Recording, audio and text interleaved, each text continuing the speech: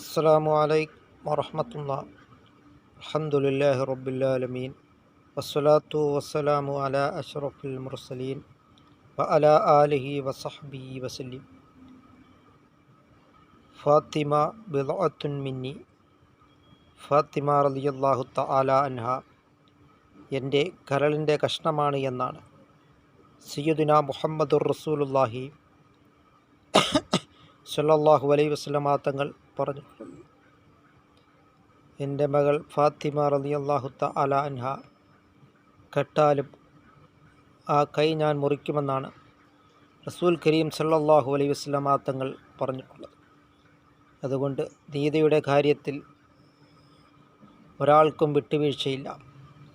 അത് നാം മനസ്സിലാക്കിക്കൊണ്ട് നാം വിശുദ്ധ ഇസ്ലാം പഠിപ്പിച്ചതായ കാര്യങ്ങളെ നാം 100% അടിവരയിട്ട് അംഗീകരിക്കുവാനും അതനുസരിച്ച് ജീവിക്കുവാനും നാം ശ്രമിക്കുക. ഇന്നദ്ദീന ഇൻദല്ലാഹിൽ ഇസ്ലാം.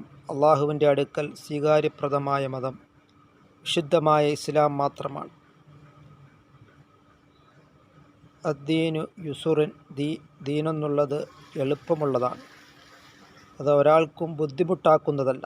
അതുകൊണ്ട് നാം അത്തിഉല്ലാഹ വ റസൂലഹു, അള്ളാഹുവിനെയും റസൂൽ കരീം സല്ലല്ലാഹു അലൈഹി വസല്ലമ തങ്ങളും വഴിപ്പെട്ട് ജീവിക്കുവാൻ നാം ശ്രമിക്കുക.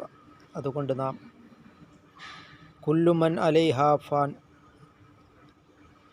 ഈ ഭൂലോകത്തുള്ളതെല്ലാം നശിക്കുന്നതാണ്. ഒരിക്കലും അവസാനമില്ലാത്തവൻ അല്ലാഹു തആല മാത്രമാണ്. അതുകൊണ്ട് നാം അല്ലാഹു ഹയ്യുൻ, അല്ലാഹു തആല എന്നെന്നും ജീവിച്ചിരിക്കുന്നവനാണ്. അതുകൊണ്ട് അസ്സലാത്തു അലാ റസൂലില്ലാഹി സ്വല്ലല്ലാഹു അലൈഹി വസല്ലം. നബി സല്ലല്ലാഹു അലൈഹി വസല്ലമ തങ്ങളുടെ പേരിൽ നാം ധാരാളമായിട്ട് സ്വലാത്തുകൾ നാം വർദ്ധിപ്പിക്കുകയും നാം അള്ളാഹുവിലേക്ക് നാം മടങ്ങുകയും ചെയ്യുക.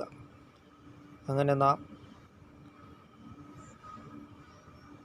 മഹബ്ബത്തു റസൂലില്ലാഹി സ്വല്ലല്ലാഹു അലൈഹി വസല്ലം, നബി സല്ലല്ലാഹു അലൈഹി വസല്ലമ തങ്ങളെ നാം കൂടുതൽ മഹബ്ബത്ത് വെക്കുവാനും നാം ശ്രമിക്കുക.